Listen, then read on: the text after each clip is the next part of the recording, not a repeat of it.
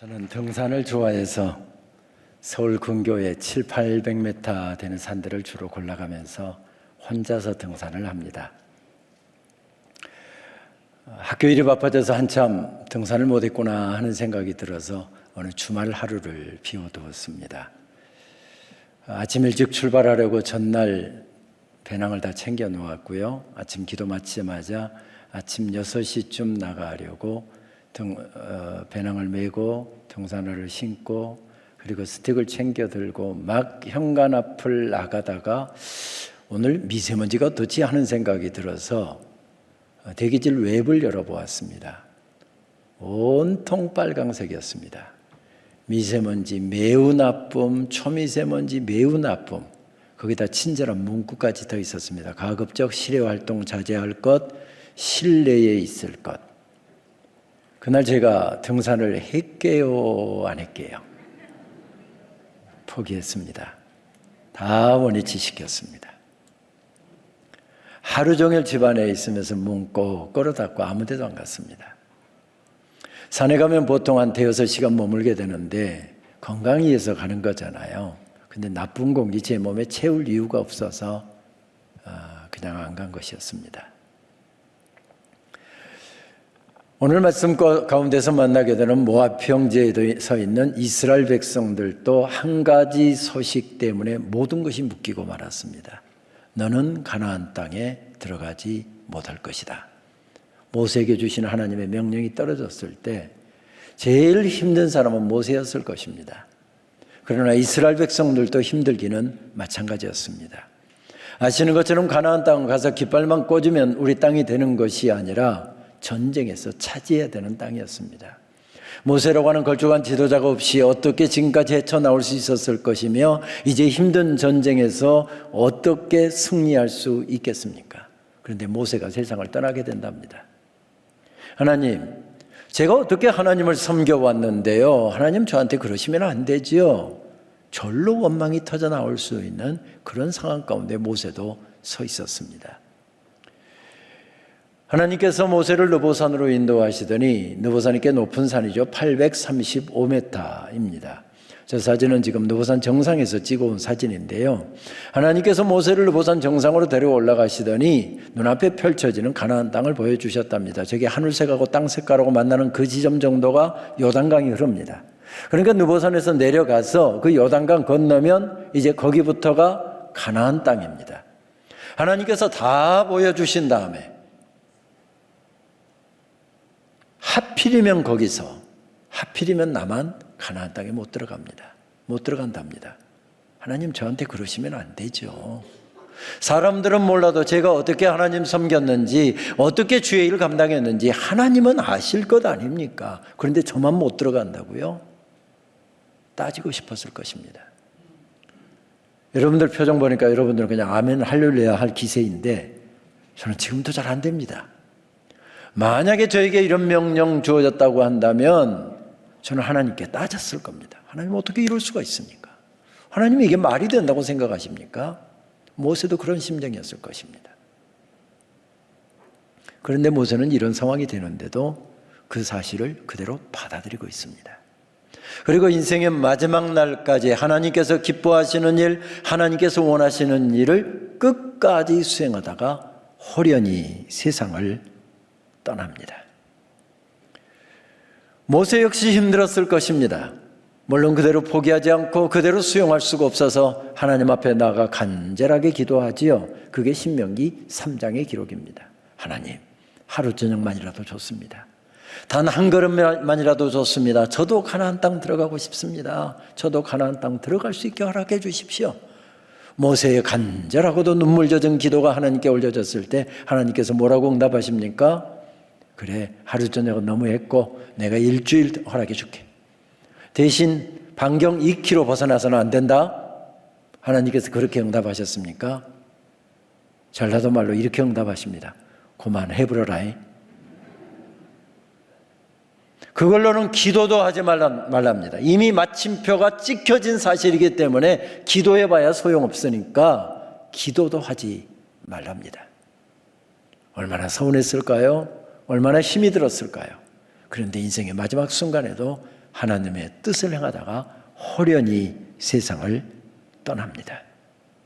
그 마지막 날 했던 일이 무엇이었습니까? 나는 가나안 땅 못 들어가는데 하나님께서 가나안 땅에 들어갈 이스라엘 백성들에게 전하라고 제 마음속에 말씀을 계속 담아주시는 것입니다. 그래서 어쩌면 오전에 한 번, 오후에 한 번, 저녁에 한 번, 인생의 마지막 날 3번의 집회를 열었던 것 같습니다. 그래서 신명기의 내용은 모세의 죽음 예고, 그리고 모세의 눈물 젖은 간절한 기도와 하나님의 거절, 그리고 3편의 설교를 마친 다음에 모세가 일어서서 긴 찬양을 혼자 일어서서 손 들고 이렇게 찬양을 올려드립니다. 그 찬양이 끝난 다음에 손을 들어서 이스라엘 12지파를 축복하고 호련히 세상을 떠난다. 그 내용이 신명기의 주 내용입니다. 어떻게 모세는 이런 순간에도 승리할 수 있었을까요? 우리도 그 비결을 알아야 험한 인생길을 걸어가면서 믿음으로 승리해 갈 수 있을 거 아닙니까? 근데 성경은 여기에 대해서 정확한 답을 주고 있지 않습니다. 그렇다고 해서 신명기의 말씀이 전혀 여기에 대한 대답을 주시지 않는 것도 아닙니다. 한 단어를 계속해서 한 표현을 반복해서 쓰면서 신명기의 말씀을 읽는 사람, 듣는 사람들에게 스스로 답을 찾을 것을 요청하는 구조로 되어 있습니다. 그 표현이 어떤 표현입니까? 여호와의 종 모세가라고 하는 표현입니다. 무슨 말씀이죠? 모세가 대장 노릇하지 않고 주인 행세하지 않고 종으로 살았답니다. 여러분 생각해 보십시오. 모세라고 하는 걸쭉한 지도자가 없었다고 한다면 어떻게 이스라엘 백성들이 이날까지 헤쳐나올 수 있었을까요? 물론 하나님께서 하신 일이었지만 모세를 통해서 하신 일이었습니다. 400년 동안이나 노예 생활하던 그 사람들 풀어낸 것도 모세의 영적 리더십을 통해서였고요. 험한 인생길을 걸어갈 때 하나님과 직접 대면해서 하나님께서 주신 말씀 받고 그 말씀을 생생하게 들려주었던 모세라고 하는 영적 지도자가 있었기에 가능한 일이었습니다. 그런데 모세가 오늘 세상을 떠난답니다. 그 말씀을 듣고 순종할 수 있었던, 승리할 수 있었던 이유가 무엇이었습니까? 그는 적어도 이스라엘 백성들 공동체 속에서는 대장 노릇을 좀 해도 되는 사람이고 주인 행세를 좀 해도 되는 사람이었는데 모세가 대장으로 살지 않았답니다. 종으로 살았답니다. 걸어온 인생길 돌아보면서 그는 지금 그렇게 고백하고 있는 것이죠. 하나님, 은혜로 살았습니다. 은혜 아닌 것이 없습니다. 이날까지 살아온 것도 하나님의 은혜, 이날까지 쓰임받는 것도 하나님의 은혜, 사용해 주신 것도 하나님의 은혜, 하나님의 은혜로 살았습니다. 은혜 아닌 것이 없습니다. 예배 공동체가 뭐하는 공동체입니까? 바로 하나님의 왕 되심을 고백하는 사람들이, 하나님의 주인 되심을 고백하는 사람들이 그 고백을 가지고 일주일 동안 삶의 현장에서 허덕이며 살다가 거기서 받은 은혜, 경험한 하나님의 놀라운 역사들을 가슴속에 안고 감사와 찬송과 영광을 올려드리기 위해서 함께 모인 공동체가 예배 공동체입니다.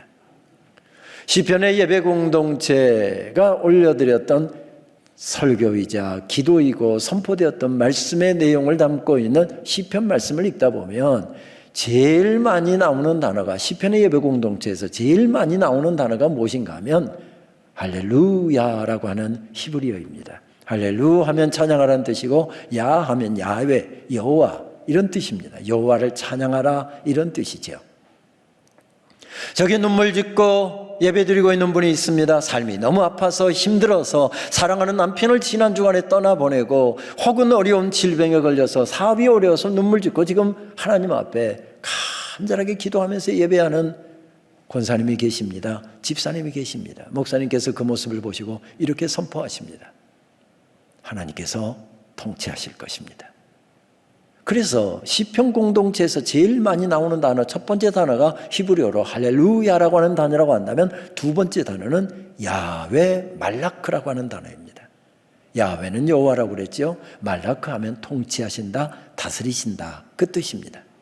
목사님께서 그렇게 선포하면 하나님께서 다스리십니다. 하나님께서 통치하고 계십니다. 그렇게 선포하면 성도들은 뭐라고 화답할까요? 할렐루야, 하나님을 찬양합니다.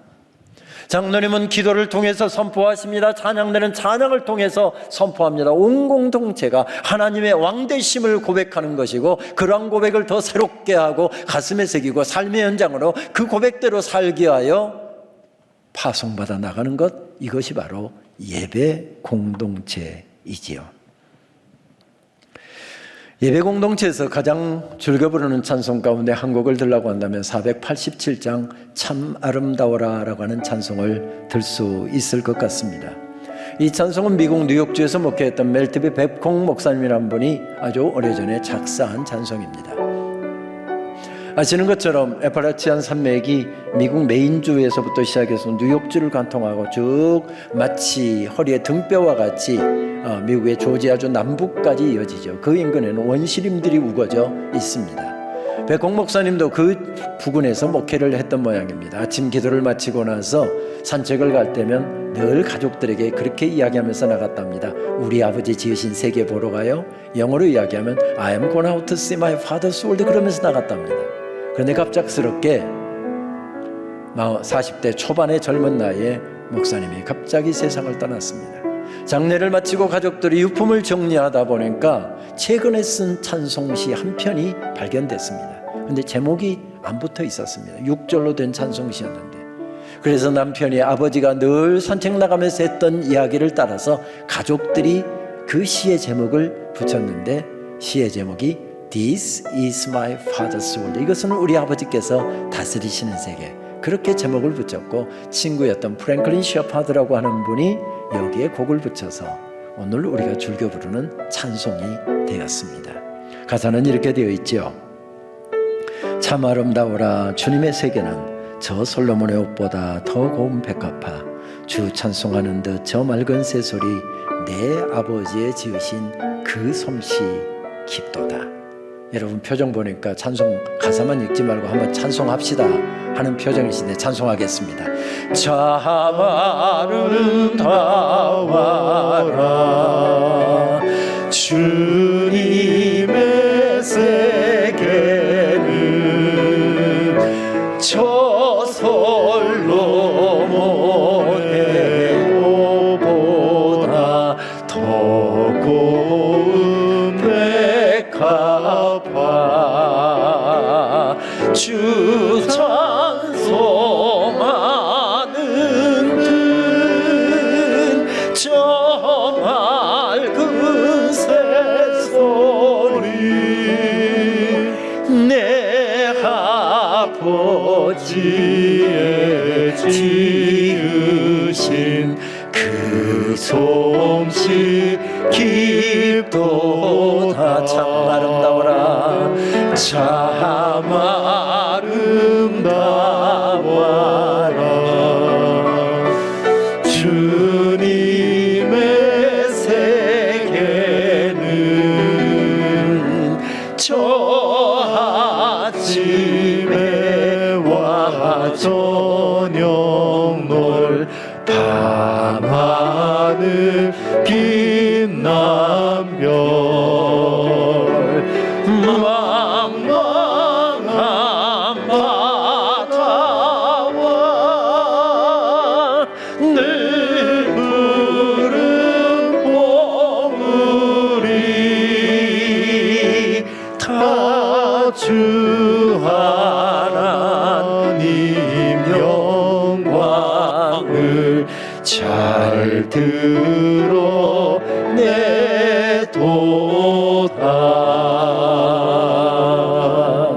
할렐루야. 아멘.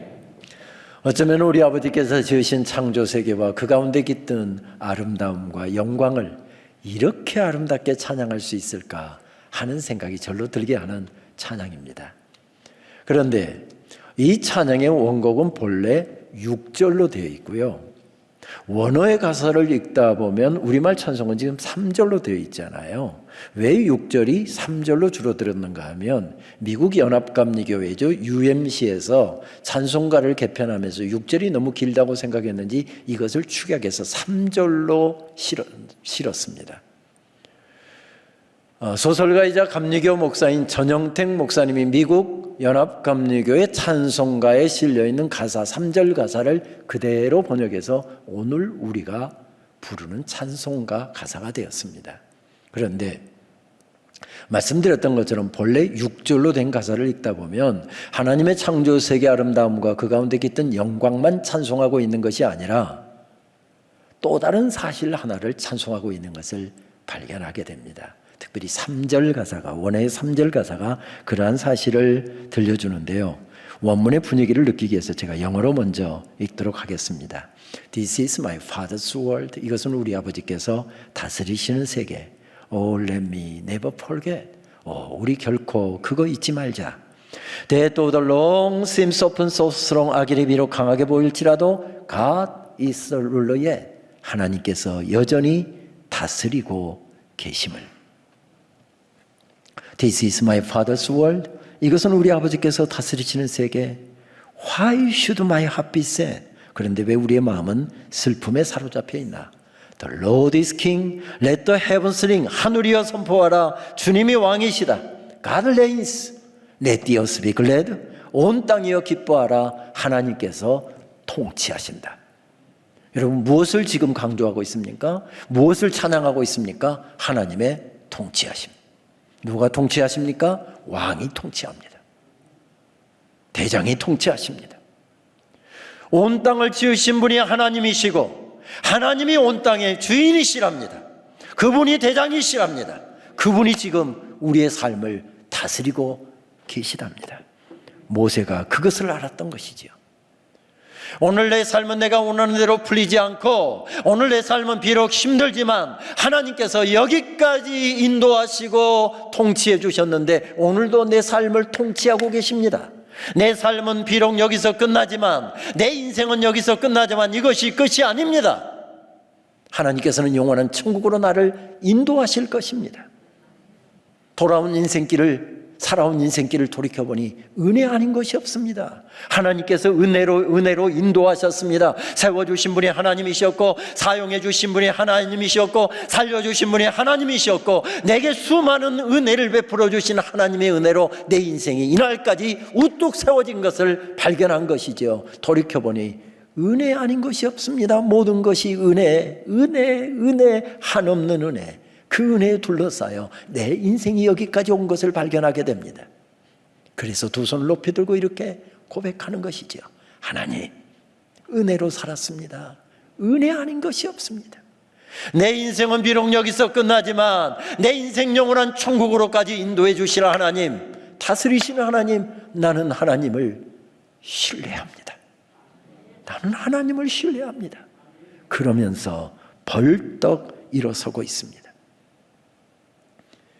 그리고 그의 가슴 속에 담아준 말씀을 전하게 하여 인생 마지막 순간에도 벌떡 일어서고 있습니다.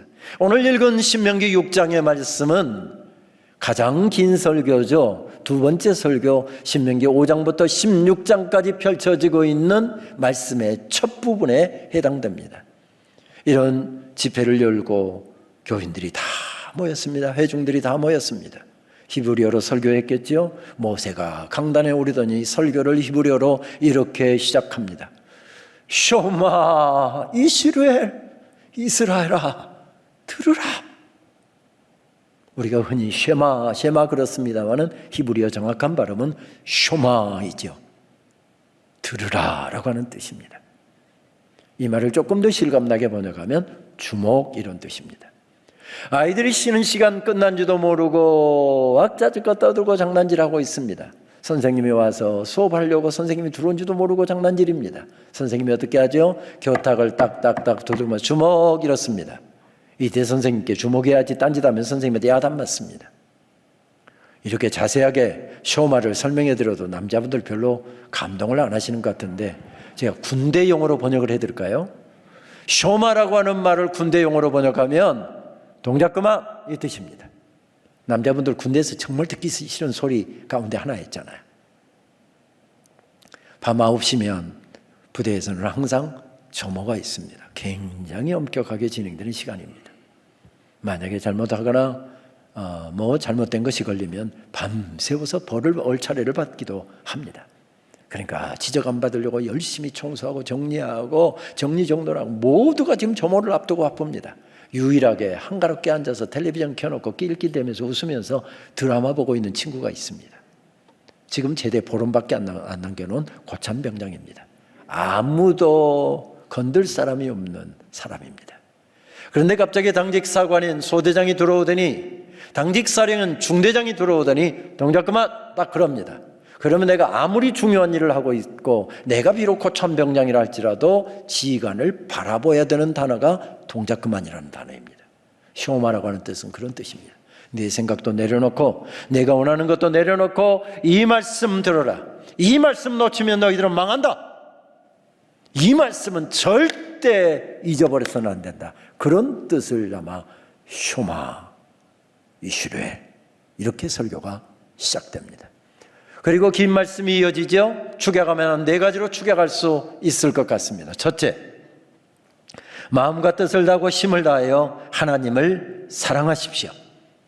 둘째, 이 말씀을 여러분들의 마음에 새기시고 여러분들의 자녀들에게도 그것을 가르치십시오. 제발 부탁하는데 축복의 땅에 들어가서 잘 먹고 잘 살 때에 하나님 잊어버리는 일이 없도록 하십시오. 넷째, 하나님을 깊이 경외하고 그분만을 섬기고 그분만을 예배하십시오. 말씀으로 조금 더 깊이 들어가 볼까요? 오늘 말씀은 이렇게 시작됩니다. 우리 같이 한 목소리로 읽으실까요? 이스라엘아 들으라. 주는 우리의 하나님이시요 주는 오직 한 분뿐이시다. 너희는 마음을 다하고 뜻을 다하고 힘을 다하여 주 너희의 하나님을 사랑하라. 여기서는 중요한 선언이 먼저 나오죠. 민족 따라 지역 따라 문화 따라 언어 따라 사람들의 살아가는 어떤 삶의 방식 따라 나무로 형상을 깎아서 만들어 세우기도 하고 돌을 정으로 찍어서 몇 날 며칠 걸려서 형상을 만들어서 세우기도 하고 지네들이 깎고 지네들이 정으로 찍고 해서 형상 만들어 놓고 그것이 복을 준다고 그 앞에서 새벽부터 빌고 앉아 있답니다. 그것들 다 가짜 신이다. 그건 네가 만든 신이잖아. 그건 가짜들이다. 살아계신 유일한 신은 오직 여호와 하나님 한 분뿐이시다. 여러분 여기서 자신이 좀 없는 것 같은데요. 아멘 이렇게 나오면 좀 힘든데요. 여러분 이 부분에서 확신에 넘쳐나야 됩니다. 하나님만이 오직 살아계신 한 분 신이시랍니다. 그 사실을 정말 믿는다면 그 하나님 섬길 때 대충 아무렇게나 환경 따라 기분 따라 여건 따라 그렇게 섬기는 거 아니다. 살아계신 하나님 유일하신 신을 너희들이 정말 섬기고 있다고 한다면 그 하나님 섬길 때 너의 마음 전부, 너의 생각 전부, 너의 뜻 전부, 너의 힘 전부, 너의 정성 전부 모든 정성을 다 들여서 하나님을 섬겨야 한다는 것입니다. 그 말씀이 주어집니다. 그것으로 끝나지 않습니다. 내가 그 놀라운 사실을 알고 그분의 은혜를 받고 평생을 살아왔다고 한다면 너 혼자 그 은혜 누리지 말고 내가 누렸던 은혜, 너를 울게 만들었고 감격하게 만들었던 그 은혜를 내 자녀들에게도 전해주어라. 당부가 나옵니다. 여기서 자녀들은 우리 집에서 자라는 사랑스러운 딸과 아들만을 지칭하는 말이 아니라 아직 하나님의 은혜를 모르고 살아가는 우리 부모님도 포함되고 형제도 포함되고 친구도 이웃도 다른 사람도 포함됩니다. 다시 말씀드리면 은혜를 경험한 사람은 그 은혜를 내가 경험한 은혜를 전해야 할 책임이 있다는 것입니다. 모세가 바로 그런 영적인 원리를 깨달았던 것이죠. 내가 원하는 대로 인생 풀리지 않습니다. 40년을 기다려왔는데 나만 거기에 못 들어간답니다. 하나님 어떻게 나한테 이러실 수가 있어요? 나도 모르게 한숨이 터져나오고 원망이 터져나옵니다. 그런데 하나님의 왕이십니다. 하나님의 대장이십니다. 하나님께서 들려주시는 말씀을 가슴에 새기는 것이지요. 어떻게요? 모세야 변질되기 잘하고 그리고 무너지기 잘하는 이 백성들 가나안 땅에 들어갈 텐데 내가 이들에게 하나님의 말씀을 전해라. 내가 바로 서면 이 어려운 상황 가운데서도 내가 말씀 앞에 부복하고 하나님 앞에 부복하는 그 모습을 보여주면 내가 바로 서면 저들도 서게 될 것이다. 그 말씀을 주시는 것입니다. 저 어린 성도들에게 내가 버팀목이 되어라. 그 버팀목이 있을 때 어린 나무는 비바람이 불어와도 흔들릴지언정 무너져 내리지는 않을 것이다. 내가 바로 서면 이 모든 일은 다 가능해지는 것이다. 그 말씀을 받고 모세가 벌떡 일어선 것입니다. 그렇습니다. 우리 모두에게는 버팀목이 필요합니다. 버팀목은 교회도 필요하고요, 사역에도 필요합니다. 오늘 집회 마지막 시간입니다만 이 집회를 위해서, 저를 위해서 많은 분들이 중보하고 계십니다. 설교하는 이 시간, 설교하는 저를 위해서 많은 분들이 저를 설교자로 세우기 위해서 저를 위해서 지금 기도하고 계십니다. 목회자에게도 버팀목이 필요합니다.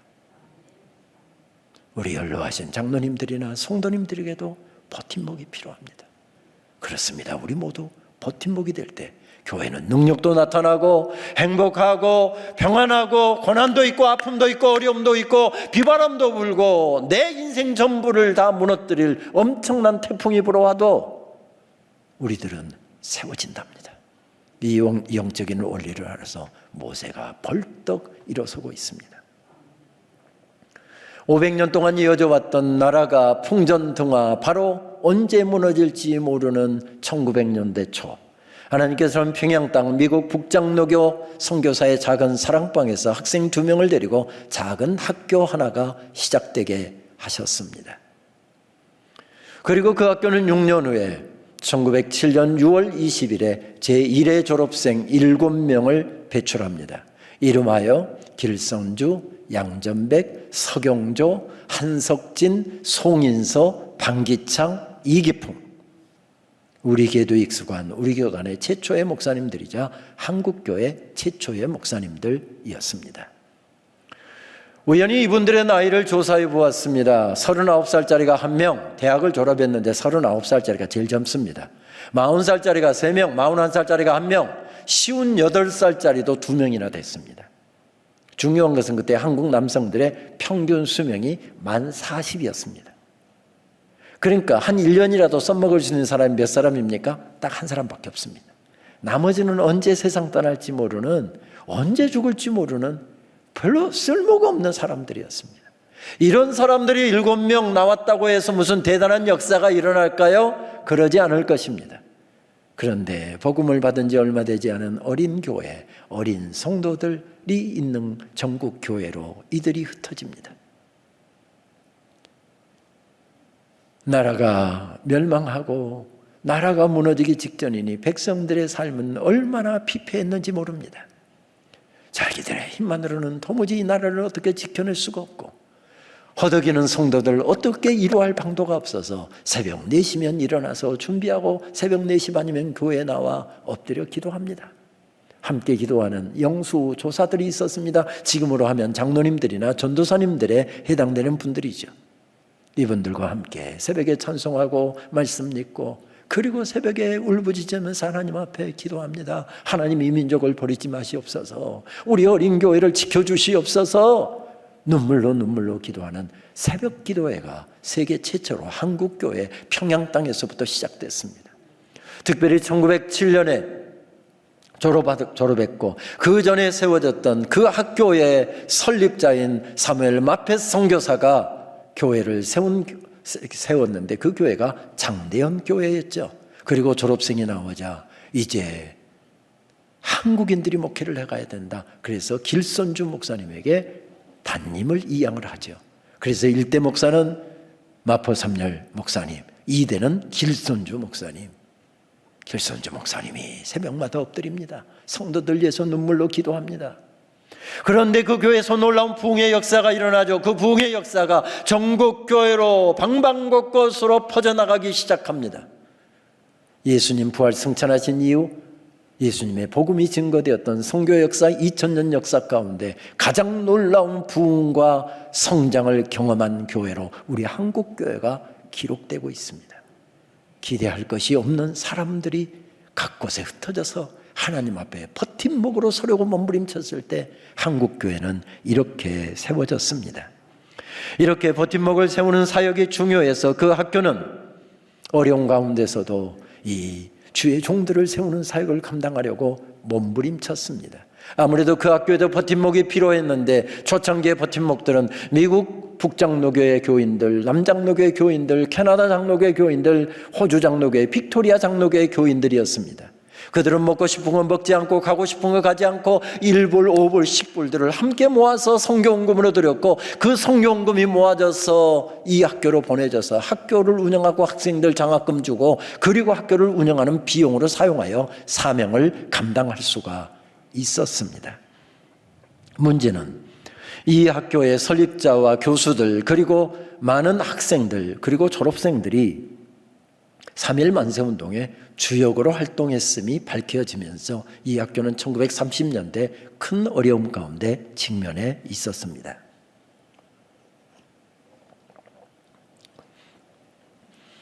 그래서 1935년 이후로 이 학교는 엄청난 압박을 당했습니다. 그 중에서 가장 큰 압박은 신사참배에 대한 강요였습니다.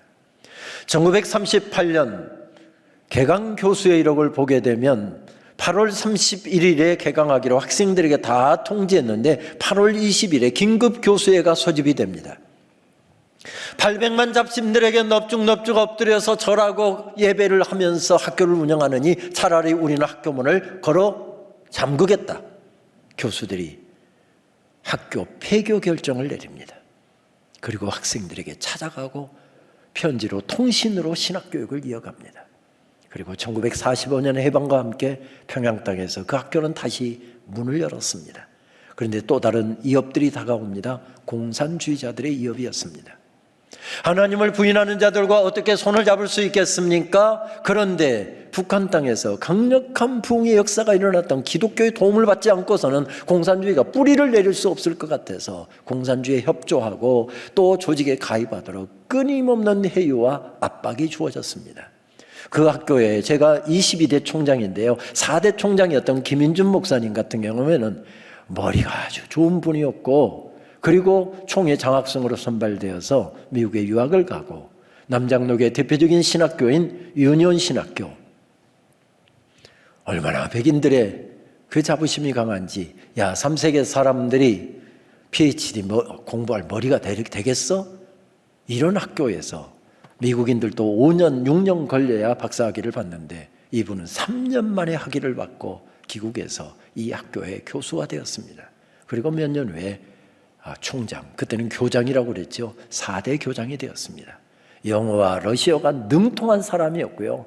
연행되어 가면 소련 사람들하고 러시아 말로 막 직접 바로 우리 사모님 러시아 잘하시는 것처럼 바로 그냥 막 러시아 말로 하니까 연행에 갔다가 잡아가두지를 못합니다.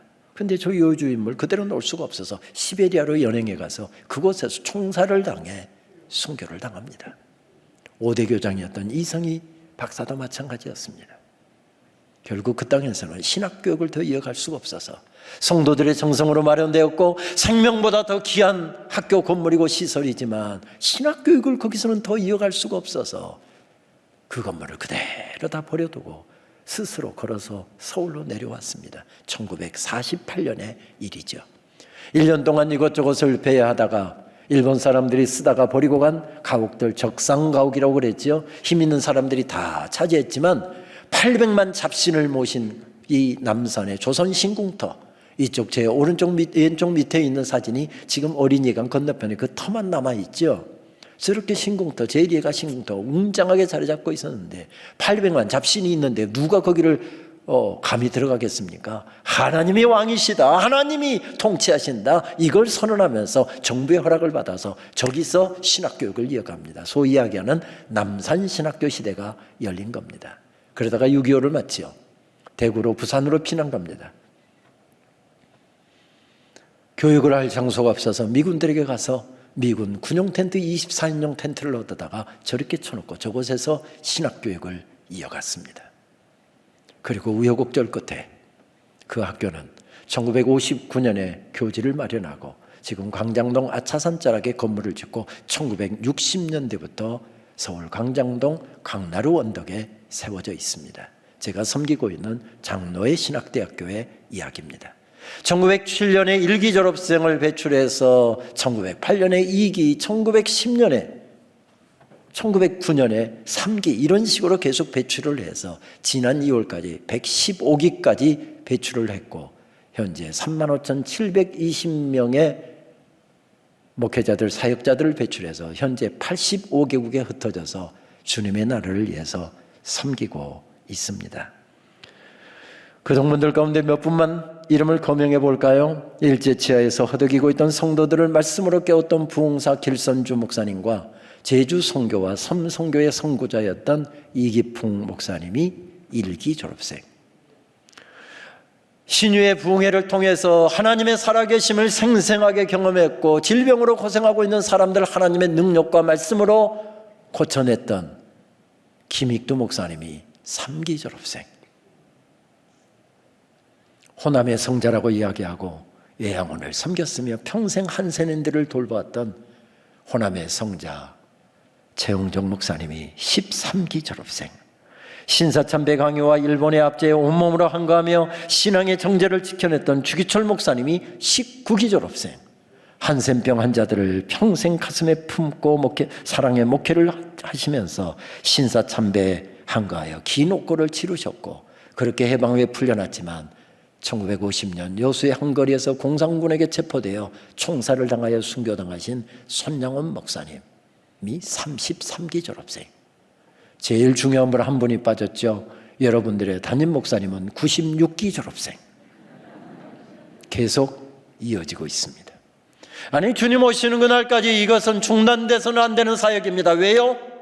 박재일 목사님도 언젠가는 은퇴를 하시게 될 것입니다. 목사님이 정년 은퇴를 하셨는데 새로 후임자를 구하려고 하는데 목사님을 모실 수가 없습니다. 왜? 재정적으로 너무 어렵고 너무 여건이 어려워서 신학교들이 다 문을 닫았기 때문입니다.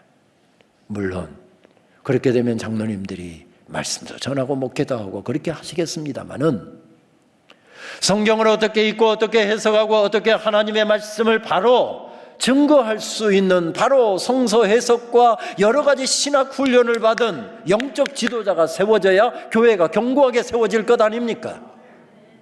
그래서 1890년 최초의 조직교회였던 세문안교회를 세운 다음에 교회가 선교사들이 목회하다가 어느 정도 교회가 부흥하고 성장하자 이 땅의 영적 지도자들을 세워서 교회를 사역하게 해야 되겠다 하고 1901년에 조선 장로의 신학교를 세운 것입니다. 1907년도에 1회 졸업생들 졸업장을 보면 길선주 목사님의 졸업장을 보면 대한 장로의 신학교라고 되어 있습니다. 흔히 평양신학교 하는데 그것은 평양에 있으니까 그냥 부르기 쉽게 그렇게 불렀던 것이고 그런데 아시는 것처럼 한일병탄 이후에 일본 사람들이 대한이라는 말을 못 쓰게 했습니다. 대한제국이라는 이름도 못 쓰게 했고 못하게 하잖아요. 그래서 대한이라는 말 대신에 1912년부터는 조선장로의 신학교라고 이름이 붙여지다가 서울로 오면서 장로의 신학대학교라는 이름이 붙여지죠. 중단되어서는 안 되는 사역입니다. 모든 교회가 그랬습니다마는 학교도 예배의 자리도 문이 닫혔고 새벽기도 자리도 문이 닫혔습니다. 언급결에 등 떠밀려서 총장 직무대행을 맡았고 총장으로 선출돼서 총장이 되었는데 코로나 상황에서 학교가 정말 어려웠습니다. 방역비는 천문학적으로 늘어나죠. 학생들은 휴학생들이 속출하죠. 그리고 여러 가지 모든 대관했던 것들 다 문을 닫으니 들어오는 수익은 없고 교회가 어려우니까 후원금들 다 끊어지죠. 하나님 앞에 엎드리지 않을 수가 없었습니다. 그런데 교회들마다 다 문을 닫아서 새벽 기도를 갈 교회가 없고 학교 새벽 기도도 문이 닫혔기 때문에 저는 제 서재에 엎드려서 기도했습니다. 어느 날인가는 학교를 위한 기도가 정말 간절했습니다. 하나님 어려운 때 지금 30여억 원이 경상비에서 올해 살림해야 되는데 이게 마이너스인데 어떻게 이것을 충당할까요? 하고 학교를 위해서 막 간절하게 기도하는데 그러다 보니 기도가 좀 길었던 것 같습니다. 기도를 마치고 눈을 떴더니 벌써 아침 해가 떠오르고 있었습니다. 눈을 딱 떴는데 하나님께서 제 시선에 제일 먼저 들어왔던 바로 것이 무엇이었는가 하면 이집트에서 가져와서 제 서재에서 자라고 있는 파피루스, 이 파피루스로 종이를 만들어서 성경이 기록됐지요. 파피루스 나무였습니다. 나무라기보다는 갈대죠. 수생식물이어서 물을 잘 공급해주면 저렇게 파랗게 잘 자라는 갈대인데 제가 바빠서 물 주는 것을 깜빡 잊었던 모양입니다. 누렇게 저렇게 변해 있었습니다. 뿌리는 살아있으니까 그거 다 잘라내면 새순이 또 돋으니까 다 잘라냈습니다. 좀 말려서 버리려고 그걸 베란다에다 펼쳐놓았습니다. 눈을 딱 떴는데 저게 제일 먼저 딱 눈에 들어오는 겁니다. 순간적으로 하나님께서 영감을 주시는데 저거다. 모세를 살려는 게 바로 저거였구나. 한 올 한 올 저 가느다란 갈대를 엮어서 모세를 살려낼 갈대 상자를 만들었고 거기다가 역청을 발라서 물이 새지 않게 하고 천을 깔아서 모세를 뉘워서 거기에서 나일강에서 모세를 살려낸 것입니다. 바로의 앞절에서 살려낸 것입니다. 바로 이거다 생각이 들어서 출애굽기 2장을 폈습니다. 이 말씀을 보는데 갈대 상자라는 용어로 히브리어는 어떤 단어를 사용하지 하고 히브리어 성경을 찾아서 보았더니 테바라는 단어를 사용하더군요. 성경에서는 테바가 어떻게 사용되지 하는 생각이 들어서 학자적인 호기심 때문에 그날 아침에 또 테바에 대해서 연구하기 시작했습니다. 성경에서 딱 2번 사용된 단어더라고요. 한 번은 창세기 6장 방주라고 번역이 됐고 한 번은 출애굽기 2장에서 갈대 상자라고 번역이 되었더라고요. 거기서 하나님께서 놀라운 통찰력을 주시는데 방주를 세우는데 작은 판자 하나하나를 붙여서 그리고 비가 새지 않도록 물이 새지 않도록 역청을 발라서 그 사람들과 수많은 피조세계의 생명들을 구해내는 방주를 세운 것입니다. 백성의 지도자인 영적 지도자인 모세가 어떻게 살아났습니까? 작은 갈대 한 올 한 올들을 함께 모아서 엮은 다음에 거기에다 역청을 바르고 그렇게 해서 민족의 지도자인 백성의 영적 지도자인 모세를 살려낸 것입니다. 저거다. 그래서 하나님 학교를 세우고 이 어려운 때 주의 종들을 배출하는 이 귀한 사역을 위해서 대박 프로젝트를 시작하겠습니다. 하고서 바로 또 다시 기도에 돌입을 했습니다. 하나님 대박 프로젝트. 교인들의 정성이 함께 모아져서 이 어려운 때 신학 교육의 사명을 수행하겠습니다. 하나님 도와주십시오. 도와주십시오. 막 기도를 하는데 하나님 친절하시기도 하시죠. 캐치프레이즈까지 주셨습니다. 당신들은 세워야 할 어린 모세들이 참 많이 있습니다. 월 1만 원 커피 2잔만 아끼셔서 선지동산에 보내주시면 수많은 주의 종들이 모세와 같은 영적 지도자들이 세워질 것입니다. 그렇습니다. 버팀목이 필요합니다. 신학교만입니까? 아닙니다. 교회도 버팀목들이 필요합니다. 평생 주의 교회를 위해서 다 쏟아붓고 이제 연로해지신 우리 원로장로님들, 노건사님들 버팀목들이 필요합니다. 기도해 주셔야죠. 손잡아 주셔야죠. 장로님들 공경하고 장로님들 수고 우리가 기억하고 그 바톤을 잘 이어받아서 교회 잘 이끌어가야죠. 연로하신 성도님들에게도 필요합니다. 어려움 가운데 있는 성도들에게도 필요합니다. 성도님들이 이런 어려운 문제가 있다고 한다면 온 교회가 붙여서 그것이 마치 내 문제인 것처럼 함께 기도에 손을 연결할 때 교회는 기도의 공동체가 되고 하나님의 능력이 쏟아져 오는 은혜의 공동체가 되게 될 줄 믿습니다.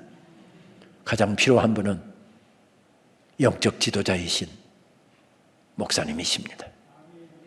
우리가 영적 전투를 하고 있다고 한다면 누구를 제일 먼저 저격을 하면 될까요? 그래서 아시는 것처럼 군대에 분대 단위에는 다 저격수가 있습니다.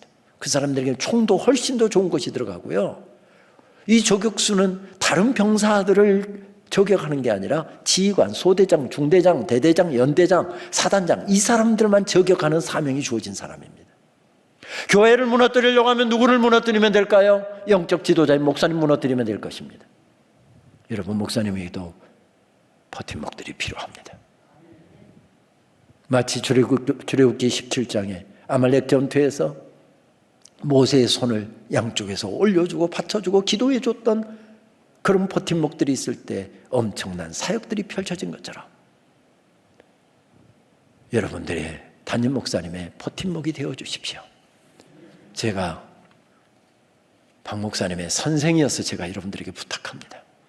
장신대 35,720명 가운데서 제일 잘생기고 제일 능력 있고 제일 실력 있고 공부도 제일 잘한 제일 좋은 목사님을 여러분들의 영적 지도자로 모셨습니다. 목사님 팔 비틀고 발 걸고 뒤통수 내려치고, 그러면 목사님 아무리 훌륭한 분이라도 목사님 사역 제대로 못할 것입니다. 목사님이 여러분 현미경으로 들어보십시오. 흠집 많이 보일 것입니다. 이것도 흠집 저것도 흠집 저것도, 그것 계속 긁어보십시오. 발 걸어보십시오. 손 밑으로 보십시오. 아무리 훌륭한 목사님도 목회 못합니다. 그러나 조금 부족함이 있어도 기도로 받들어주고 격려해 주시고 이에서 늘 기도하신다고 한다면 우리 목사님께서 이 광양 땅에서 정말 주님 기뻐하시는 사역으로 펼쳐 가시게 될 것입니다. 2020년도 9월달 105회기 총회에서 전임 총장 인준부결이라고 하는 초유의 상황이 발생하면서 학교는 참 많은 어려움이 있었습니다. 엎드리는 방법밖에는 없었습니다. 기도가 정말 필요했습니다. 장신대는 교회를 위한 신학을 하고 교회의 영적 지도자들을 세우는데 교회에다가 기도를 부탁해야 되겠다. 그리고 기도 후원 동역교회 프로젝트를 시작했습니다. 서울 근교에 50개의 교회를 먼저 선정했습니다. 장신대를 위해서 일주일에 한 번 새벽이든 금요기도회든 장신대를 위해서 3분 이상 성도들이 합심해서 기도해 주시는 것입니다. 그리고 교회 광양제일교회 기도 제목을 보내주십시오. 우리도 매일 채플이 드려지고 매일 새벽 기도가 지금 드려지고 있으니까 거기에서 우리도 일주일에 한 번은 광양제일교회를 위해서 기도하겠습니다. 그래서 기도 후원 동역교회 프로젝트를 시작했습니다. 50교회를 선정했는데 왜 우리는 뺐느냐고, 우리도 넣어달라고 열화와 같은 전화가 와서 7개 교회를 늘려서 지금 57개의 교회가 약정을 하고 함께 기도하고 있습니다. 여러분 기도해 주십시오. 기도하는 사람이 있을 때 세워지기 때문에 그렇습니다. 아무리 상황이 어렵고 아무리 삶이 어려워도 기도의 버팀목들이 있을 때 가정도 세워지고 자녀도 세워지고 교회도 세워지고 사역도 세워지고 내 인생도 세워지게 될 것입니다. 몇 년 전 개교 기념 행사의 일환으로 젊은 작가들이 나무 목공예를 통해서 십자가 작품을 만들었는데 그 작품전이 학교에서 열린 적이 있습니다. 한 달여 작품이 전시되는 동안 한 작품 때문에 전 한 10대 번을 가서 서보았는데 정지은 작가의 통곡하는 여인이라고 하는 작품 때문이었습니다. 한 여인이 강대상 앞에 엎드려서 기도하고 있습니다. 그런데 어떤 기도, 절박한 기도가 있었기 때문이었을까요?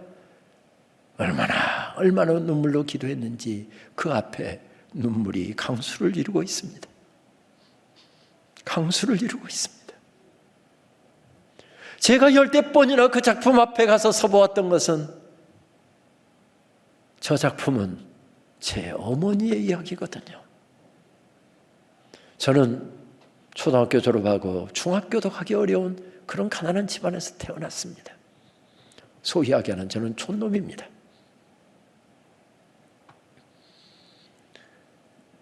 그런데 광양제일교회를 세우신 오기원 선교사님, 클레멘토 오엔 선교사님, 우연히 알았습니다. 광양제일교회를 클레멘토 오엔 선교사님이 세우셨다는 거 우리 장로님들하고 어제 식사하다가 알았습니다. 저희 고향교회도 118년 전에 1904년 3월 1일에 클레멘토 오엔 선교사가 그 마을을 순회 전도행하다가 하루 저녁 머물게 되었는데 코쟁이들, 서양 사람 처음 봐갖고 구경하러 온 사람들에게 떠둥거리는 한국말로 복음을 전했는데 그렇게 복음을 받아들인 사람이 있어서 1904년 3월 1일에 저희 고향교회가 세워졌습니다. 긴 역사와 전통을 가지고 있는 교회에서 장로님들이 얼마나 다음 세대 교육에 앞장섰는지 모릅니다. 초등학교 5학년 되면 누구나 다 어른 예배, 장년 예배 참석해야 되는 걸로 알고 있었습니다. 저도 초등학교 5학년 때부터 저녁 예배, 수요 예배 다 따라다녔습니다. 그리고 정말 믿음 좋은 사람은 기도해야 돼. 새벽 기도도 일어나기만 하면 새벽 기도도 해야 돼. 그런 교육을 가르쳐 주시고 예배보다 더 소중한 것 만들면 안 돼. 장로님들이 예배신앙을 저에게 심어주셔서 저 그 예배신앙을 가지고 평생을 살고 있고요. 그 예배가 소중한 줄 알아서 다른 것 전공하지 않고 예배학과 설교학을 전공해서 교단의 예배학을 23년째 주도하는 역할을 감당하고 있습니다. 그거 다 우리 교회 장로님들, 모교회 장로님들이 저에게 가르쳐준 예배신앙입니다. 장로님들이 가르쳐준 그 신앙을 따라서 저는 초등학교 5학년 때 일어나지기만 하면 엄마 내일 새벽 기도할 때 나 깨워? 엄마한테 부탁해놓고 근데 몇 번 흔들어 보면 곤이 못 일어나면 저희 부친이 자는 애를 왜 깨워? 자라고 놔둬. 그러면 두 번 흔들지 못하고 어머니 왜 안 깨웠어? 엄마 왜 안 깨웠어? 그리고 새벽 기도를 간간히 따라다녔습니다. 옛날에 새벽 기도 가면 뭐 이런 의자도 없고 전부 다 무릎 꿇고 앉아서 기도했잖아요. 여기는 남자들, 여기는 여자들입니다. 저는 이쪽에서 기도하고요. 제 어머니는 이쪽에서 기도하십니다. 기도하다 보면 제가 기도하다가 뭐 기도할 게 뭐 얼마나 초등학교 5학년짜리가 얼마나 많겠습니까? 어머니 기도 소리가 들려옵니다.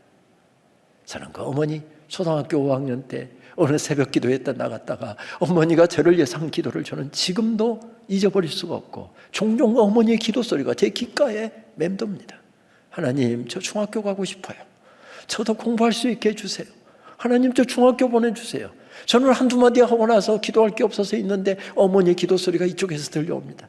하나님, 우리 은영이 책 읽기 좋아하고 공부하기 좋아하는데 중학교 보내주세요. 저 아이가 공부하고 싶은 만큼 공부할 수 있도록 길 열어주세요. 어머니의 기도 때문에 중학교 갔습니다. 도시로 고등학교 나가야 되는데 어머니 기도 때문에 형제들 도움 주어서 도시로 고등학교 갔습니다. 저도 예비고사 세대인데요. 그때 1지망, 2지망 거기 합격해야 거기다 원서 낼 수 있었잖아요. 서울에 지망을 해야 될지 안 해야 될지 고민해야 했습니다. 왜? 서울에 학교에 합격해도 생활비 비싸고 학비 비싸서 서울에 대학 가기가 어려워서였습니다. 근데 가만히 생각해 보니까 대학부터 시작해서 신학을 저는 공부했는데 가만히 어느 날 어머니 기도 생각하다가 제가 얼마나 그 이후로 공부를 했는지를 확인해 보니까 대학 4년, 신대원 3년, 대학원 2년, 그리고 미국 가서 대학원 2년 다시 하고 그리고 박사과정 5년 했으니까 16년 동안을 공부했더라고요. 제가 지금 제 잘난 것 자랑하고 있는 거죠? 아니요. 눈물로 새벽에 기도하는 어머니의 기도가 초등학교 졸업하고 중학교도 가기 어려운 아이를 지가 공부하고 싶은 만큼 마음껏 공부하도록 길 열어주신 건 어머니의 기도의 힘이었더라고요. 그러니 제가 그 앞에 가서 서 있을 수밖에 없었습니다. 그게 제 이야기만입니까? 우리 담임 목사님 어머니 이야기고 우리 장로님들의 어머니 이야기고 우리 권사님들의 어머니 이야기 아닙니까? 그 기도 먹고 우리가 이만큼 살고 있는 것입니다. 이만큼 서 있는 것입니다. 그 기도 열매 딱딱 따먹고 우리 자녀들에게 그런 열매 전해주지 않는다고 한다면 우리가 잘 산 사람일까요? 그런 사람은 못 될 것입니다. 모세도 기가 막힌 상황 가운데 서 있었습니다. 원망이 터져나오고 한숨이 터져나오고 눈물이 솟구치는 그런 억울한 상황 가운데 서 있습니다. 그런데 돌이켜보니 여기까지 인도하신 분이 하나님이셨습니다. 모든 것이 은혜 한없는 은혜 그 은혜 힘입고 살았습니다. 내 인생 여기서 끝나지만 하나님께서 장래도 인도하신답니다. 그 하나님의 은혜를 생각할 때 모세가 벌떡 일어섭니다. 내가 바로 서면 이 모든 것 다 가능해진다. 모세가 마지막 버팀목의 사역을 감당하게 하여 그 인생의 마지막 날도 피토하듯이 하나님의 말씀 전하고 있습니다. 다른 방도는 없습니다. 우리의 믿음의 지수를 높이고 은혜로 다시 충만해지고 주님의 놀라운 사랑, 그 은혜에 대한 감격, 첫사랑의 감격이 회복되게 되면 이 어려움의 시간도 넉넉히 헤쳐나갈 수 있게 될 것입니다. 저는 당초 총장 될 마음도 없었고 계획도 없었습니다. 지금까지 정신되는 호남인이 한 번도 총장을 한 적이 없어서 김 교수 총장 출마해야 된다. 아니요, 저는 총장 관심 없습니다. 당신이 만약에 이 기회에 출마하지 않으면 20년이나 30년 후에 기회가 올까 말까다. 나가야 된다. 호남에서 목회하는 선배들, 친구들, 후배들이 얼마나 저에게 권유했는지 모르지만 나는 교수로 남기로 작정했다. 그런데 학교가 갑자기 어려워지고 총장 인준이 부결되면서 신학대학원장인 제가 총장 직무대행을 하게 되었습니다. 학교가 참 어려웠죠. 그래서 누구 이사한 사람 찾아간 사람 없고 전화 한 통 한 적 없었지만 이사들이 학교가 빠르게 안정돼 가는 것 때문에 김원영 교수가 총장이 돼야 되겠다. 그래서 총장으로 선출이 되었습니다. 참 힘들었습니다. 왜냐하면 우리 교단의 어느 교회에 세습 문제가 터지면서 제가 그때 교수 평의회장을 하고 있어서 교수 평의회장이 세습 반대 운동을 시작했고 교수들 함께 모아서 조직적으로 세습 반대 운동 총회를 바로 세우기 위해서 운동을 주도해 갔습니다. 총장이 딱 되고 나니까 얼마나 저에 대한 공격과 학교에 대한 공격이 시작되는지. 동성애 프레임 씌우고요, 저는 동성애를 옹호하는 사람으로 저를 매도하고요, 심지어는 제 23년 동안의 교수 생활에 명예까지 짓밟고 허위사실을 유포해서 하는데 견딜 수가 없었습니다. 그렇다고 학교 장이 되다 보니까 일일이 대응할 수도 없었고, 변호사들은 명예훼손 허위사실 유포로 걸면 이건 100% 승산이 있습니다, 거십시오라고 하는데도 불구하고 학교에 누가 될까 싶어서 그리하지도 못하고 그냥 새벽에 하나님 앞에 엎드렸습니다. 얼마나 울었는지 모릅니다. 하나님, 내가 언제 총장 된다고 했습니까? 등 떠밀어서 총장 시켜놓고 어떻게 이 중차대한 시간에 학교 이끌어가라고 이렇게 힘들게 만드십니까? 그때 제 인생에서 제일 힘든 시간이어서 몸무게가 7kg가 빠지더라고요. 사진을 찍었는데, 프로필 사진을 찍는데 제가 저 같지가 않아서 야, 옛날 거 써라. 그때 하나님께서 제 입술에 담아주신 찬송이 있었습니다. 죽을 것 같은데, 억울하고 분해서 견디기가 어려운데 찬송이 들어가니까 제가 살아납니다. 깨어있는 동안에는 계속해서 그 찬송을 부르고 또 부르고 불렀습니다. 컴퓨터에서 반복해서 나오게 해서 하루 종일 찬송을 들었습니다. 비서실에 몇 명의 직원들이 있는데 총장님은 질리지도 않나 어제도 하루 종일 저 찬송 듣다니 오늘도 하루 종일 들을 것 같은데 아이고 좀 다른 찬송 좀 듣지 그럴까 싶어서 볼륨을 줄여가면서 찬송을 들었습니다. 근데 놀라운 것은 찬송에 들어가니까 제가 살아납니다. 내가 누려왔던 모든 것들이, 내가 지나왔던 모든 시간이, 내가 걸어왔던 모든 순간이 당연한 것이 아니라 은혜였어. 아침 해가 뜨고 저녁에 노을, 봄의 꽃향기와 가을의 열매, 변하는 계절의 모든 순간이 당연한 것이 아니라 은혜였어. 모든 것이 은혜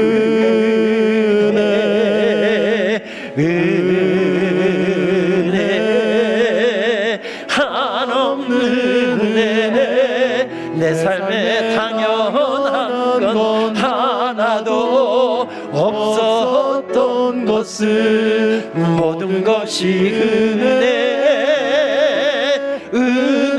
은혜였소.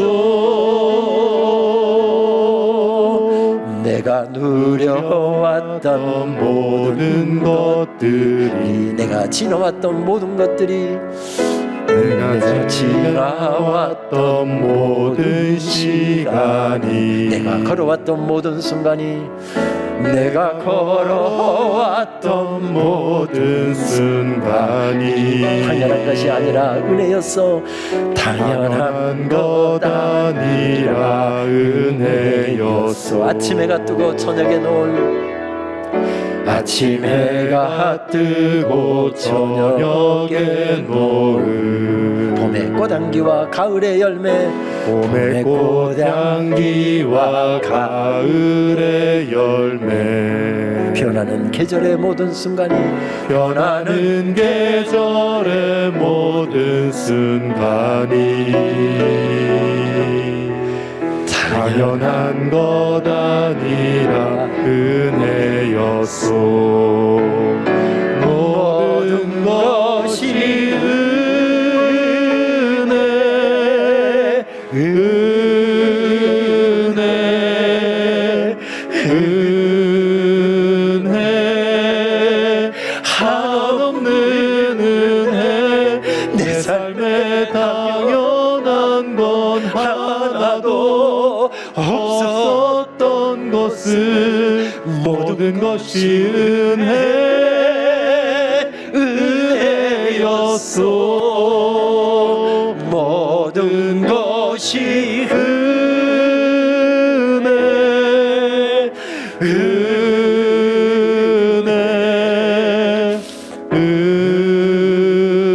은혜 한없는 은혜. 내 삶에 당연한 건 하나도 없었던 것을 모든 것이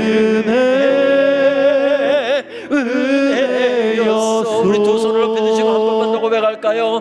모든 것이 은혜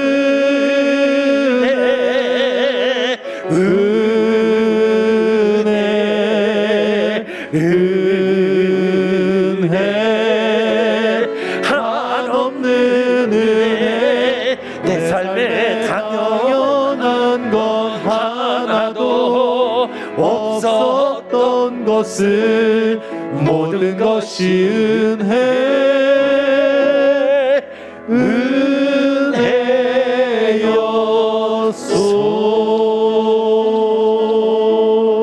은혜였소. 그렇습니다. 하나님, 돌이켜보니 은혜 아닌 것이 없습니다.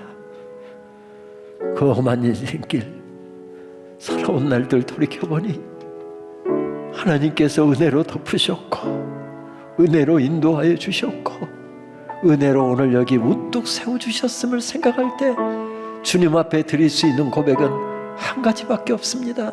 주님 감사합니다. 주님 감사합니다. 남은 인생길도 은혜에 둘러싸여 살게 하여 주옵소서. 하나님의 은혜에 대한 감격으로 살게 하여 주옵소서. 첫사랑의 정열로 하나님 맡겨주신 그 귀한 사명을 내 인생 마지막 순간까지 감당해 갈 수 있도록 주님 우리 좀 붙잡아 주시옵소서. 예수님의 이름으로 기도하옵나이다. 아멘.